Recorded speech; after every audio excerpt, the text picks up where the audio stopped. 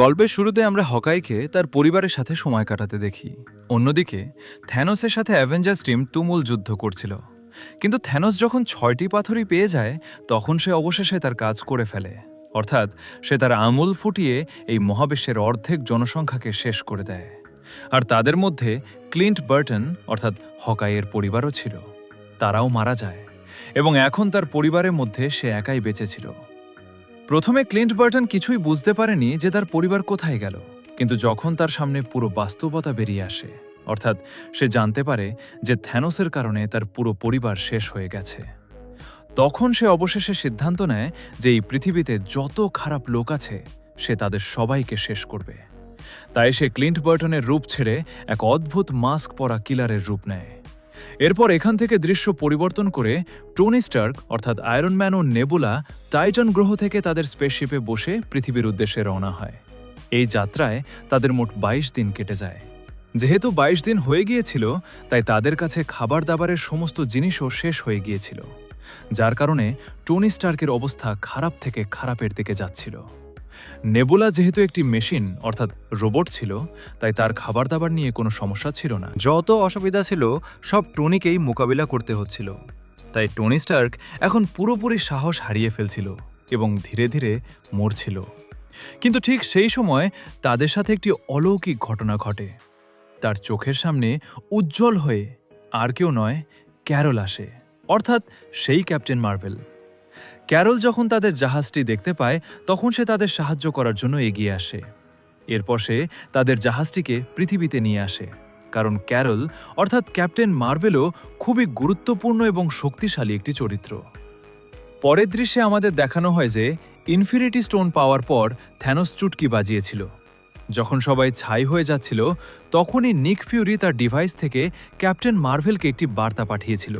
তাই সেই বার্তাটি পাওয়ার সাথে সাথেই ক্যাপ্টেন মার্ভেল পৃথিবীর দিকে আসতে শুরু করে। কিন্তু সেই সময় সে রাস্তায় টনি স্টার্কের জাহাজটি দেখতে পায়, তাই সে স্পেসশিপটিকে পৃথিবীতে নিয়ে আসে। ক্যারল পৃথিবীতে আসার পর থ্যানোস সম্পর্কে তার সমস্ত তথ্য পেয়ে যায়, এবং যখন সে জানতে পারে যে থ্যানোস খুব শক্তিশালী, তখন সে সমস্ত অ্যাভেঞ্জারদের একটি ধারণা দেয় এবং বলতে শুরু করে যে কেন আমরা সমস্ত ইনফিনিটি স্টোন সংগ্রহ করে এই টাইমলাইনে ফিরে এসে সেই সমস্ত ইনফিনিটি স্টোন ব্যবহার করি না। এতে যা হবে তা হলো, এখনও পর্যন্ত যত লোক তার হাতে মারা গেছে অর্থাৎ চুটকি বাজানোর ফলে, তারা সবাই সেই একই জায়গায় ফিরে আসবে এবং এর সাথে আমরা থ্যানোসের খেলাও শেষ করে দেব। ঠিক তখনই তাদের সিস্টেম থেকে একটি বিশেষ ধরনের তথ্য বেরিয়ে আসে। রকেট তাদের বলতে শুরু করে যে থ্যানোস যখন চুটকি বাজিয়েছিল, তখন পুরো মহাবিশ্বে এমন একটি তরঙ্গ অর্থাৎ এমন একটি ঢেউ ছড়িয়ে পড়েছিল যা এর আগে কখনো দেখা যায়নি, এবং ঠিক 2 দিন আগে এটি গ্যালাক্সিতে এটি ঘটেছে। কে জানে থ্যানোস আবার চুটকি বাজিয়েছে কিনা, যার কারণে আমরা এই তরঙ্গ দেখতে পেয়েছি। তখন এখানে সমস্ত অ্যাভেঞ্জার জানতে পারে যে থ্যানোস আবার তার সমস্ত ইনফিনিটি স্টোন ব্যবহার করেছে, এবং তার তরঙ্গের কারণে তারা সবাই তার সিগন্যাল ট্র্যাক করে ফেলে, এবং তারপর তাদের স্পেসশিপ থেকে আলোর গতিতে সেই গ্রহে পৌঁছে যায় যেখানে থ্যানোস পৌঁছেছিল।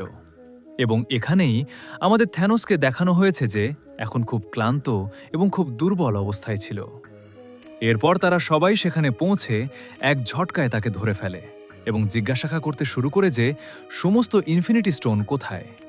তখন এখানে থ্যানোস তাদের জানায় যে আমি সমস্ত ইনফিনিটি স্টোন ব্যবহার করে সমস্ত স্টোন নষ্ট করে ফেলেছি, যাতে কেউ আর সেই ইনফিনিটি স্টোনগুলিকে আবার একত্রিত করে এই পুরো মহাবিশ্বকে আগের মতো করতে না পারে।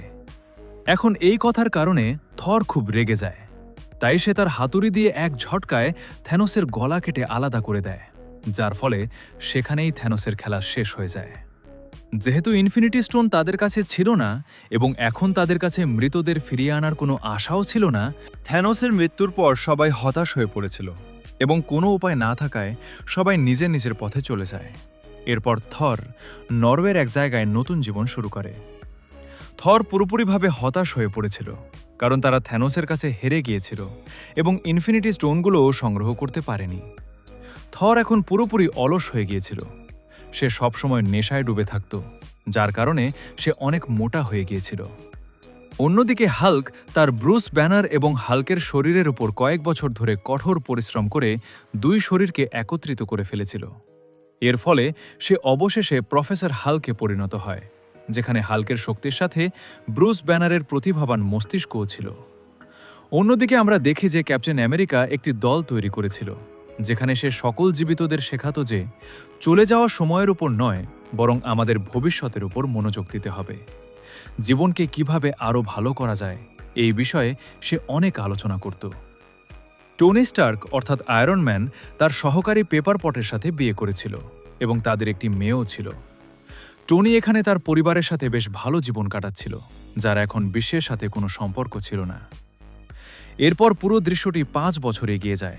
যখন অ্যান্টম্যান পিম কণা সংগ্রহের জন্য গিয়েছিল, তখন থ্যানোসের চুটকি একটি ছোট ভ্যানের ভেতরে থাকা ল্যাবে অ্যান্টম্যান আটকা পড়েছিল।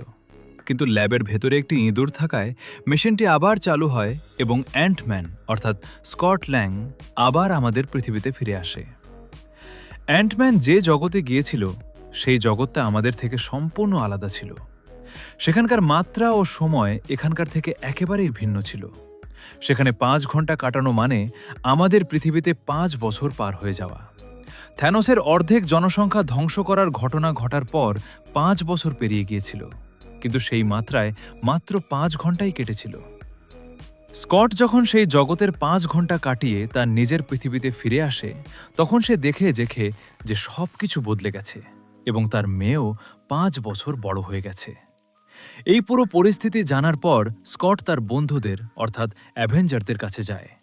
সে তাদের জানায় যে থ্যানোসের চুটকি বাজানোর পর এই ঘটনায় 5 বছর কেটে গেছে, কিন্তু সেই জগতে মাত্র 5 ঘন্টাই কেটেছিল।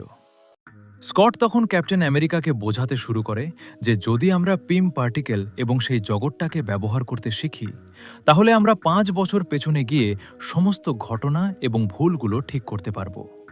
তার কথা শুনে স্টিভ অর্থাৎ ক্যাপ্টেন আমেরিকা রাজি হয়ে যায়। এরপর অ্যান্টম্যান, ক্যাপ্টেন আমেরিকা এবং ব্ল্যাক উইডো এই 3 জন মিলে টনি স্টার্কের সাহায্য চাইতে যায়। টনি তখন তার পরিবারের সাথে একটি হিল স্টেশনে ছিল। এই 3 জন তাদের পরিকল্পনা নিয়ে টনিকে বোঝাতে শুরু করে। বলা হয় যে আমরা যদি সেই দুনিয়াটাকে সঠিকভাবে ব্যবহার করতে পারি, তাহলে সময়ে পেছনে ফিরে গিয়ে সমস্ত ভুল এবং দুর্ঘটনাগুলোকে দোবারা ঠিক করতে পারব।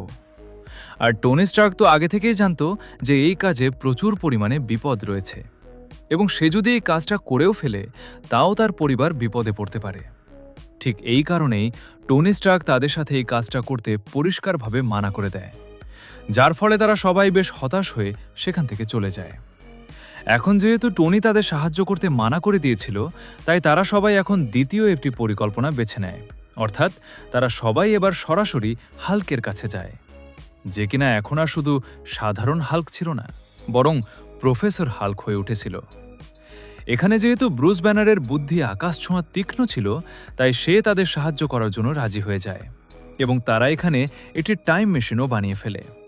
তবে সেখানে পরীক্ষা নিরীক্ষা করার পর তারা বুঝতে পারে যে হাল্ক যে টাইম মেশিনটি বানিয়েছে তা সঠিকভাবে কাজ করছে না। সেটি তাদের সেই সময়ে নিয়ে যাচ্ছে না যে সময়ে তাদের চাওয়া দরকার। এরপর আমাদের টনি স্টারকে দেখানো হয় যে নিজের বাড়িতে জার্ভিসের সাথে টাইম মেশিনের উপর কাজ করছিল, কিন্তু হঠাৎ করেই এখানে তার কোডগুলো নিজে থেকেই একসাথে জুড়ে গিয়ে অ্যাক্টিভেট হয়ে যায়, যা দিয়ে শেষ পর্যন্ত একটি টাইম মেশিন তৈরি হয়ে যায়। আর এই কারণেই এখন টনি স্টারকে নিজের সিদ্ধান্ত আবার আগের মতো বদলে ফেলতে হয়। আগে যেখানে সে ভাবছিল যে সে নিজের পরিবারকে বিপদে ফেলতে পারবে না, নিজের পরিবারকে বাঁচাবে, তখন সেখানে তার স্ত্রী পেপার পটস এসে তাকে বোঝাতে শুরু করে যে তুমি আমাদের জন্য পুরো পৃথিবীকে বিপদে ফেলতে পারো না, তাই তুমি আমাদের চিন্তা করো না, বরং পুরো পৃথিবীর তোমাকে প্রয়োজন। তার এই কথা শুনে টনি নিজের স্ত্রীর কথা মেনে নেয় এবং টাইম মেশিনের ওপর কাজ করা শুরু করে দেয়। আর এরপরে সে সরাসরি স্টিভ অর্থাৎ ক্যাপ্টেন আমেরিকার কাছে পৌঁছে যায়, যেখানে সে তার জন্য তারই ভাইব্রেনিয়াম দিয়ে তৈরি ঢালটি নিয়ে আসে। অন্য একটি দৃশ্যে নাতাশা টোকিও চলে যায় যাতে ক্লিন্ট বার্টনকে ফিরিয়ে আনতে পারে।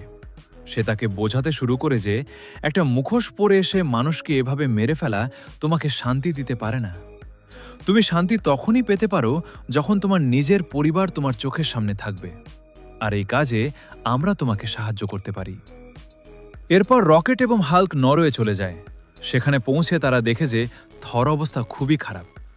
তাকে দেখে মনে হচ্ছিল যে সে এখন আর কোনো কাজেরই নেই, কারণ সে ভীষণ অলস হওয়ার পাশাপাশি বেশ মোটাও হয়ে গিয়েছিল এবং এখন আর এই লড়াইগুলোর সাথে তার কোনো সম্পর্ক ছিল না। কিন্তু তারা দুজনে তাকে বোঝাতে শুরু করে এবং তাকে বলে যে এই টাইম মেশিন যদি কাজ করে যায় তবে তুমি থ্যানোসের ওপর তোমার পুরনো প্রতিশোধ নিতে পারবে এবং সেই সাথে আমরা এই মহাবিশ্ব থেকে হারিয়ে যাওয়া মানুষদের আবারও জীবিত করতে পারব। এখন থরও তাদের এই কথায় রাজি হয়ে যায় এবং তাদের সাথে যোগ দেয়, আর এর সাথেই টাইম মেশিনের পরীক্ষা নিরীক্ষা শুরু করে দেওয়া হয়, যেখানে অ্যাভেঞ্জার্স অর্থাৎ সুপার হিরোরা আলাদা আলাদা গ্রুপে বিভক্ত হয়ে বিভিন্ন টাইমলাইনে